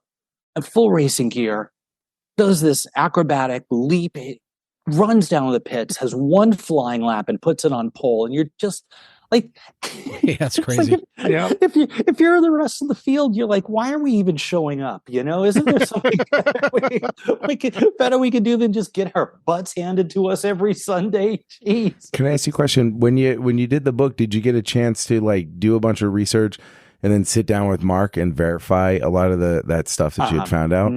Well, I didn't need to verify a lot of it because, before I was a motojournalist, I was an investigative reporter. So I spent 20 years trying to save the world. I wrote for newspapers, I wrote for the Associated Press and all that stuff. So I know how to do my research, Again, the challenge trying to interview somebody like Marc is literally just trying to get his time. Yeah, I bet. 5 minutes with him. I mean, if you were to cost out what he earns per hour per day, just by being alive, getting him to spend 5 minutes with me would be incredibly difficult. Just getting good with his grandma. So I want to begin the wrap here. This has been great. Sure. Final question. Look, 20 years from now, when we look back, we've already talked about Barry Sheen and Kenny and everybody else. Mm-hmm. What are we going to say about Marc Marquez? Refused to lose. And he was a 10-time world champion. How did he change? Did he change the game in any ways? Oh yeah, absolutely. He raised the stakes. If you weren't willing to ride over the limit all the time, you weren't going to win. Mm-hmm. And on and off the track. How many of us would have taken that flight from Spain to Minneapolis to have the doctors re-brake our arm Right. to reset it. How many of us would have walked away from a contract that was worth 10 or 15 or 20 million euros, whatever it was, just to go? I mean, you guys, he's on a customer bike, a satellite bike. It's this far away from being Barry Sheen and buying his own bike to go Grand Prix racing again, just to prove that he could still do it. He just passed 8 people the other day. He slipped on the front, and 8 people passed him within the turn 2. He passed all 8 of them. That was on a satellite bike. Just all of it is just amazing. I mean, look what everybody else on the same bike is doing. You know, they're nowhere near what he's doing. It's his absolute refusal to lose. That's what we'll remember. That's what we'll remember. Well, and just so you know, Mike here, he's gotten his kids into racing, his young daughter. And oh, cool. Who is Freya's favorite racer? Marquez. Since she was how old? 4. Yeah. There you go. Yeah. I suspect that might have a little bit of dad's influence. When she found out he was going to Ducati, like, we couldn't tell her for the first couple of oh, God. Because, you know, we spent so much time. She's how old now? 8? She was 7. 7, but yeah. we spent all this like time indoctrinating her to Repsol Honda. That like it seemed like when the thing happened where he went to Ducati, we couldn't like. Do you remember we had like a shit on Ducati thing at the end of that one year, and then I even have her like on video like stupid Ducatis is a other thing, and so it was the whole thing. I think indoctrinated is the right word. Yeah. Yeah. Educated. We're educating her on the principles. So where can people find you? Where can they find your book? Where can they connect with you? You can find the book online on Amazon. It's called Legend, Marc Marquez and the 2019 MotoGP World Championship. And you can always find my articles at roadracingworld.com. Subscribe, keep me employed, keep the coverage coming. You know, we're the ones who cover American road racing. And if you want to know who the next American MotoGP champion is going to be, you're going to read about him in him or her. Oh, there you go. There you go. In Road Racing World first. Do you have any social media? No, I hate that stuff. Okay. So good on you. I have a question for you, Michael, before we say goodbye. And it's kind of a tangential question, but it's related. Once an investigative journalist, you're always going to be an investigative journalist. And I'm very, very choosy about where I get my news from. And to me, it's either AP or Reuters. Is that still true, do you feel? Absolutely. And those are really the only 2 sources I get it from. Having worked at the Associated Press and seen their processes, and knowing that they're a nonprofit, I absolutely trust what they report. Right. Okay. If they say that 15 people were killed by, a tsunami in Tangiers, somebody has gone through that morgue and counted 15 bodies. And if that sounds really specific, right after I joined and I was in Chicago and there was a tornado through Illinois, we literally sent somebody through the county morgue to count toe tags. Yeah. Faith in journalism. There we go. We need more of that these days. Everything else is just opinion. All right. But it makes money, so. And what is your opinion of Reuters? Pretty much the same? Yeah, pretty much the same thing. Yeah, good. They're nonprofit co-ops. Okay. So. Thank you, Michael. Hey, Michael, might we find you at Laguna Seca next summer? Ooh. Can you come out for Moto America? Yeah, I hope so. I love being up at Laguna. And I'm frequently at Sonoma doing track days. It's been a while since I've done a track day at Laguna. I need to do that again. Well, if you find yourself at Laguna, I live very, very close by. You can visit Emma's house for a cup of tea and some crumbly cake. That would be awesome. Well, hey, thank you so much for your time. Oh, thank you this guys was great. So much. And I love talking what about you're motorcycles doing. is a ball. So we'd love to have you back sometime and come see us when you're out in Cali.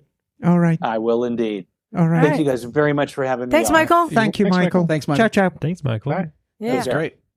So, Emma. Very interesting gentleman. Yeah. Yes, absolutely. So, talking to him about bikes, it made me curious about. I'm going to stop you there because I want people to know the sacrifice Michael made He's in Spain, and it is currently 3:30 a.m. in Spain. Yep. So this is the sacrifice he made to be on our show. So thank you, Michael. I thought you were talking about Mikey 3 times. No, Mikey makes a sacrifice every time he sits next to me and gets my aroma. I wanted to ask you about the bikes, because the bikes through racing, something that I was curious about is they started out really like 4 strokes, whatever. Right. Then there was the whole era of these 2 strokes. Yes. And then it went back to 4 strokes. Well, there's a reason for that. What is that? So, I mean, if you look at the history of motorcycle racing, it reflects what the motorcycles were like. And if we go back to like the 1920s and 1930s, actually right up until the 50s and early 60s, I mean, obviously the British ruled the roost and made powerful, lightweight 4-stroke machines. The small bikes, we talked earlier about Beryl Swain. She was riding a little 50cc 2-stroke, an ITOM.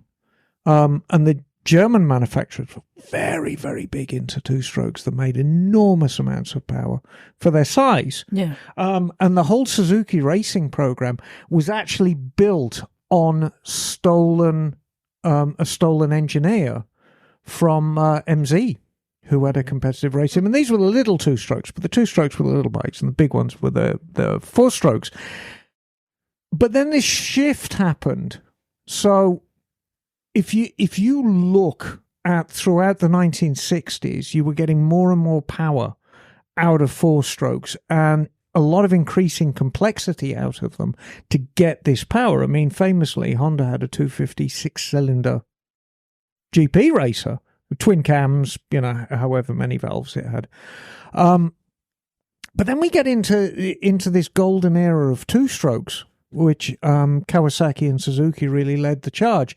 And it is no surprise that they were pitching 2-stroke street bikes at the time, because there's this inextricable link. Now, look, there is very little commonality between a race bike and a street bike in terms of interchangeable parts. Right. I mean, there are some, but I mean, a race bike is built very specifically for a purpose, and a road bike is built very much for road.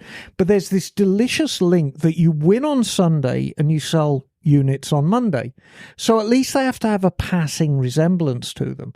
So if we go back to the early and mid 1970s... Wait, are you telling me that Mikey's Repsol is not a legit race bike? It's a race bike when he races it. You just squirreled out of that one.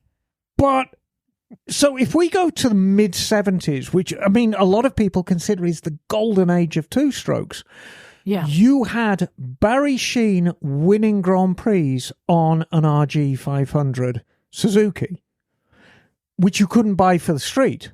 Mm-hmm. But you could buy a GT 750 or a GT 550 or a GT 380 or a T500. And then you had the Kawasaki's that, who was riding? Steve Baker was riding a Kawasaki back then. And who else was riding a Kawasaki?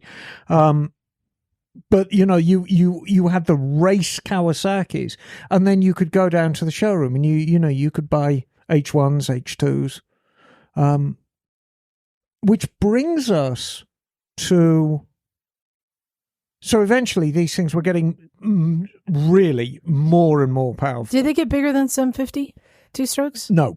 Okay. Well, is that really kind of the... That was really kind of the key. All right. But then for GP, they actually said, look, we're going to put a ceiling of 500cc. It had the suspension of the brakes. Exactly. So 500cc is the limit. And that really lasted until the end. Mm-hmm. That's because the power had really surpassed the handling. Exactly. Right? Okay. So now you've got these enormously powerful multi-cylinder 500cc GP bikes, and that lasted until 2002. And in 2002, it was quite interesting. The whole industry said, look, we're going to go 4-stroke. And there's a variety of reasons for that. But one of the major ones is if you want to sell a bike on Monday, it has to have at least a passing resemblance to what won on Sunday. And it's very, very hard to pitch a 4-stroke Street bike, if you just had a two-stroke win, there's no commonality at all. It's really easy to understand that they're different. Right. And so they said, look, we're going to go for 4 strokes. It's going to be great for the environment and so on and so forth. And of course, all the lap times dropped in 2003 because the bikes were far less powerful. But that was one of the major reasons to get some commonality in the industry, so that if you saw your hero win on a Suzuki, you could toddle down to the Suzuki dealership and, oh, yeah, look, there's this Gixxer. And it sounds like the GP bike, and it's, the color scheme is the same, and you'd make that sale. So the modern bikes, 4-strokes, are really quite refined. Oh, they're super refined. What do you think it would be like if they had continued the evolution of the 2-stroke and they were still around today? Do you think they would be superior to the 4-strokes today still? Oh God, yeah. 2-stroke, in terms of power delivery, a 2-stroke will always be superior to a 4-stroke. Mikey, always. Can you imagine? Power to weight. Can you imagine a 2-stroke on the track? It's a big 2-stroke. No, 2-strokes terrify the shit out of me. Yeah. And what I would think, in my opinion, because you're seeing the resurgence of 2-strokes in dirt. And if you look at really competitive... in dirt, it makes sense. Yeah. Why wouldn't it make sense on the street? Emissions? Well, not on the street, on the track. Let's forget dirt, because you need that explosive for like jumps and stuff. Yeah, but it's great to have it on the track as well. But even in motocross, they're not running 2-strokes anymore. It's all 250 and 450. No, it's true. Mike, you're on the track. Isn't it faster to be smoother? Rather than accelerate, brake, accelerate, brake. What I'm saying is, like, if I take my 300 2-stroke, like, out in the trails in Hollister, my dirt bike, like, if you're going over whoops and you, like, accidentally blip the throttle, like, there's no control. I mean, you got to be, like, there's, like, more, you're thinking so much more about that, your throttle control, than you are, like, the rest of the stuff. It's me, I'll be, like, overly thinking about it, I think. My coming out of a corner with a 2-stroke, like, what if you hit the power band? Yeah, I think that's great. That's what I think. Nice. No, I think my personal opinion is, if you were to take 2-stroke technology and you add fuel injection, you add digital oil injection, you add the new metallurgy and just design tolerances now, you could make a 2-stroke that environmentally isn't a great deal worse than any 4-stroke with twice the power, just twice the power. I think somebody just had a great point of adding traction control. Yeah. That would really change the way a 2-stroke would respond. You see, if you think about the way electronics have encroached, not just onto GP bikes, onto street bikes now. But so there's like a whole thing in MotoGP right now where they're changing for 2026. 2027? 27. To 750s? Yeah, well, they're bringing the displacement down. And the other thing is that the tire technology is not able to keep up with the amount of speed. And even the aero's like destroying the tires. Well, what's the reason for the step down? Is it? Just because they're going too fast. Yeah. They're going too friggin' fast. Yeah, a couple of years ago, Dunlop were having some real problems. All their tires were chunking. And it's just the bikes were getting so fast. Maybe we need to not make them slower, but make the tracks better. We need to go back to velodromes. Just let them bicycle racing. Ride the walls. Just ride the walls. Wall of death. There's that one track in America where it's like Daytona. Yeah. Yeah. Of course. But they can't run the big bikes there because they're too much. Barry Sheen wrecked at Daytona. They only run super sports there now. Yeah. I don't think the banking's not steep enough, right? Something like that. Yeah, it's some physics thing. I don't. You're. That's your job. You said not vertical. You said 2-strokes are coming back, but you mean in dirt, not in street racing. Yeah.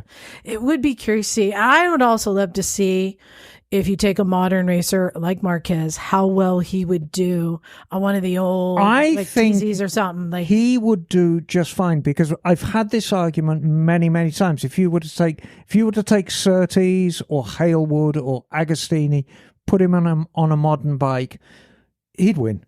Because the commonality between racers, they all share something. And you can go back 100 years, you can go back 20 years, you can go back 30 years, but all racers share this commonality of this incredibly competitive spirit. Win at all costs. They just would have to learn how to dial back their aggressiveness on an old bike because Mark couldn't ride. It'd be a different kind of aggressive. That's not the problem for them. They could learn how to ride a different bike. Yeah. I think all racers have this lion heart. That's true. And I think you could take one of the racers from back in the day, put them on a modern bike, they'd win. Mm-hmm. You could take Marquez, you could take any of the current racers, and you could put them on a 60s bike and say, look, this is what you need to expect. You're dealing with much less horsepower, much less brakes, much less handling. Mm-hmm. They'd still win. Because they've got that fire, they've got that competitive that I want to be at the front. Right. Because if I'm not at the front, I'm losing. First place loser. Yeah, first place loser. Well, I wanted to get to some emails, and Mike, I'm going to hand you an email here because I know you've got some Harleys in your garage. A listener sent us this, and I want to get your opinion on it, see what you think. You want me to read it? Yeah, read it first, and then you flip to the Liza, picture. Can you create another Nikon for the stable that goes potato, potato, potato? Go ahead and flip the page.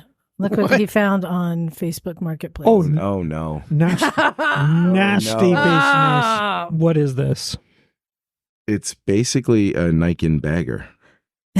Is what it looks like. So Did they do a Harley engine swap? I saw these things at the One Show a few years ago, and it is a 3-wheel conversion to bolt onto the front of your Harley Davidson. I looked into these when I was It's $8,500 for a front end to bolt onto your Harley. It's like the same as like when they do the trike Harleys. But it's a tilting. the front. It's a tilting. Yeah. I looked into this and learned all about it when I was doing your Nikon pickup. Oh, geez. Look at that thing. But this is Lord have really an mercy. abomination. And it self-balances at stoplights. You don't have to put your feet down. Oh, well, that's different. That is an Is abomination. this better or worse than a trike? It is a trike. It's the same. Yeah. Well, It's not. If it's leaning. What?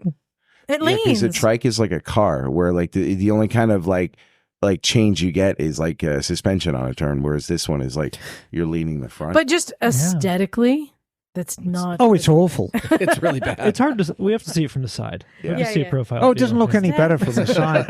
I was trying to save it. It's gruesome. All right. That's Well, we got a couple grim. emails. I have one here from Billy. Hello, Billy. Billy. It says, do I qualify? I hope so.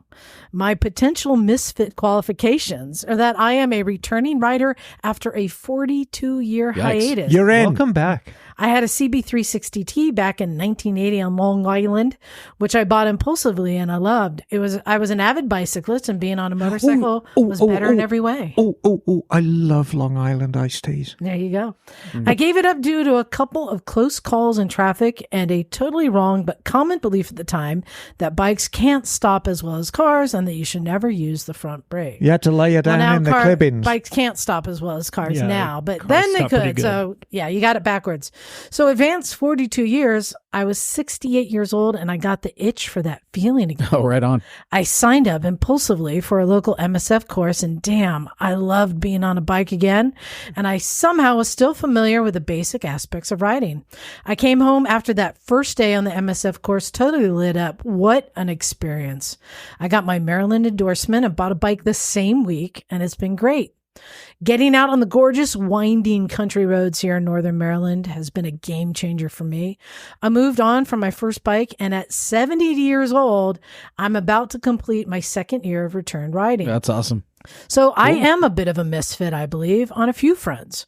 Riding at 70 years old gets a lot of attention and questions when extended family, friends, and coworkers learn of my pastime, as does the 42-year hiatus and my choice of bike. An MT-07. Oh, Right good on. choice. Great choice, Yes. Yeah, Micah was here with hers today. I know well that there are plenty of older riders out there in the world, but it's not commonplace in our collective experiences. So I get a lot of questions about safety and my fitness to properly handle a bike on the road. When I meet another rider, always younger, they always offer an unsolicited guess at what bike I must own. Must be a Harley, right? or it's got to be a GS. When they find out I ride an MT-07, I'll always hear, what? Sorry, I like to have fun, he says. That's awesome. In my circles, I am a rare bird, so do I qualify? I just bought a Recycle Garage t-shirt to up my odds. Also, the topics of returning riders, senior riders, how to get and stay trained up on a bike are near and dear to my heart. More coverage of these topics would be great. If I can contribute to that discussion, I'd be happy too. Well, Billy, welcome back. Yeah, welcome back. Yeah. That's awesome. Cool. Yeah, Like- we missed you. I was waiting for We got a him. Billy-shaped hole in our hearts. No, I was waiting for him since 1982. Not only, Billy, are you a misfit, you are an honorary member of Emma's Army. Congratulations. Oh. I'm not even a member yet. Emma, you got an email there to read? Oh, I think I lost it. Hang on. Oh, my heck. Oh, I do. This is from Mary Kay Bruton. Oh, yeah. Hey, Misfits. I just had to write in and give my report on the 2024 19th annual Barber's Vintage Festival in Birmingham, Alabama. Oh, thanks. And it's one word answer. Oh my fucking God, it was so awesome. The end. However, clearly Mary has had second thoughts and is giving us a slightly more concise. Just kidding. It was my first ever motorcycle event and my mind was freaking blown. There were thousands upon thousands of motorcycles everywhere. All I could think while looking at them was each motorcycle has a rider and that rider has joy in their heart that only riding free and fast on two wheels can create. True words indeed, Mary. I had to leave my 69 CB350 at home, so I took my e-bike, C-Pick, and there is Mary with her e-bike on the back of her car. It's a lovely thing. I stayed in the temp campground area and met the most amazing people. Kenny Roberts was the Grand Marshal who donated his long-hidden collection of motorcycles, racing artifacts, and personal archives, including S&M gear, rubber and leather. Right on. Junior was there too. Yes, to the Barber Vintage Motorsports Museum. Amazeballs, huh? Barber is an awe-inspiring 880-acre racing facility with a world-class museum that is epic. A 2.3-mile, 17-turn road course that is beautiful. In the infield, there are ponds with koi and waterfalls. The swap meet had hundreds of vendors selling vintage bikes, parts, tools, and a plethora of other items. Congratulations for including plethora. You could have included cornucopia also. It was one of my personal I favorites. prefer smorgasbord. Smorgasbord is good, but you got to put the schmur, like schmear. Demo rides for BMW, Suzuki, Triumph, Indian, Yamaha, CF Moto, Motor Marini, Royal Enfield, and for the brave among us, Moto Gougis. In between races, for a fee, you could ride your bike on the track slow and escorted by the Popo C-Pick. Oh, look at that. Hello. Anyway, I was at the this is the interesting bit. I was at the AHRMA flat track, which was on pavement, and watched the practice lap, and right in front of me, Dave Aldana with his skeleton leathers ran up against the barrier, came off the bike and rolled over the barrier. His bike kept going, flipping like crazy. See the link below, and she's included a link. After a few minutes, he got up and eventually got back out on the track. Good on ya, Dave. Misfits, I'm telling you right now, you'll have to make it to this event at least once in your life. Oh, Naked Jim, I fucking forgot to bring the damn firewood door. Huzzah and tra-la-la. Mary Kay Bruton, Pensacola, Florida. Well, thank you for that. Does make it more tempting. Oh, Liza, are we allowed in Alabama? We're just Are we allowed at Barber? We're just so spoiled from vintage days where there's no Yes. rules. To go Yeah. somewhere that has a lot of rules, I'm like, oh. No, but rules are okay. But I do want to. It keeps the anarchy at bay. Rules are okay if you don't get caught breaking. Anyway, no, but Mary has included some lovely pictures of couple from inside the museum. Mary herself with her e-bike on the back of a blue SUV. Vintage Honda Dream. There you are. Yeah. And then the last one is the Popo escorting people around the track. Pass it over. I Thank want to see you, her Mary. 305. Yeah, there you John, There you go. you got yours? Johnny. All right. This is from David Vilas. Hey, I was wondering if you could do a show with a guide for practical gifts for a rider. I know you mentioned things when they come up, but it would be great to have a segment of a show dedicated to this since the holidays are coming up. Things that would really be useful and wanted by riders. Please include brands if there's a preference, and maybe a list that can be downloaded. You know, I've been thinking for a while we should do like Misfits' favorite things. From Moto Bandito. Yes, from Moto Bandito, yes. No, I mean, I think that's a really good idea because, you know, our show, I like to think our show is entertaining enough that, yes, people who ride motorcycles listen to our show, or sincerely fucking hope you do. But we may get a lot of significant others who listen to our show as well. I'm thinking, what the hell am I going to get my husband, wife, girlfriend, boyfriend for Christmas? You know, what are they going to find in their Christmas sack? And I think, yeah, there might be a bit of value in that. It's just our favorite things. What is our Misfits' favorite I things? hope Melissa looks at my Christmas sack. I'll bet she does. Oh, my word. All right, we got time for one more. Bagel, do you got one there? I do. I haven't, Do you I have an paint email it here. red and have like white furry stuff around I do. Oh. Doesn't have to paint it. Santa. So I have an email here from Les Moore. I want to say I love that name. Less more. Les Moore. That's more. It's perfect. Yeah. Because his parents were cool. Sense of humor on those parents, yeah. Yeah. He writes, "Hello, motorcycle and misfits. It's Les Moore from damp and dismal Bridlington and occasionally the Spanner Rash channel on YouTube." Fuck me. That is just like you're there, Bagel. It's absolutely amazing accent. It's just biblically good. Carry on. Thank you. I nearly fell off my chair when Bagel started off with an Irish accent for me last time I emailed in. In my defense, I will say that Liza gives me these emails with no advanced warning, so I have no time to prepare. And I was off my game last time. No. Come on. You're doing great, Bagel. It's yes, I'm on my like game you're tonight. downtown Bridlington right I'm on now. my game tonight. No, you're on your A game, mate. Yes, you're right. I'm a mank. Think Coronation Street. Ask Emma. Then you can imagine my dulcet tones. And I prefer les, not less. Me too. Oh, wow. Okay. I see what you did there. That was good. I've signed up for the 600. Sounds like a lesbian dad podcast. joke. Yay, thanks. Glad you're joining us. I'm really stoked to think I will hear and see you all live, so to speak. But it will be the middle of the night for me, so please be gentle.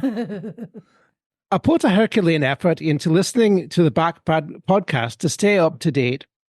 Amazing how quickly 600 came around when I started listening a couple of years ago. We have just changed clocks here in the UK, so the dark, damp days of winter have just begun, usually the end of the riding season. Emma once said, if you ride in the UK, you will have to get used to rain, and this summer didn't disappoint. Yeah. Although this morning it is actually quite bright, and I will be out on two wheels today. Yay.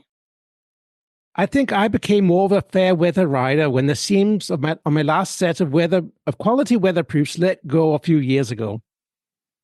I felt it was a sign from God that enough was enough. So I spent more of my time now on the other benefit of our damp climate, fighting rust in the workshop. Oh. Anyway, back to the off-road riding. In my younger years, I did tend to have an off-road bike, usually a motocrosser, for blasting around with the local hooligans at various off-road hangouts. But this was always followed by a session at some car wash, getting rid of all the mud. With the internet these days, seeing people riding through deserts and the savannah is a real eye-opener. I am sure that I would have carried on with my off-road experiences if it didn't always seem to be wading through mud. I started thinking of what kind of trip I could do to experience some real sand riding. You can't count our escapades at Southport. I came to the conclusion it would probably be Spain or maybe Morocco, Ooh. which seems a very long way to little me on the east coast of northern England. But I realized that the distance might be the same for a lot of people in the USA. Being a little Englander, I struggle with the scale of the US. I've ridden across England in like 5 hours from like one corner to the other. Which is a long ride. That's here to LA. For England. Yeah. I know. Less than LA. Yeah. Possibly the main difference is that the journey from where I am would involve ferries, passports, and different languages. Yeah. It is a thought, though, that maybe I'm getting soft. But they do say 100 years is old for an American and 100 miles is a long way for a European.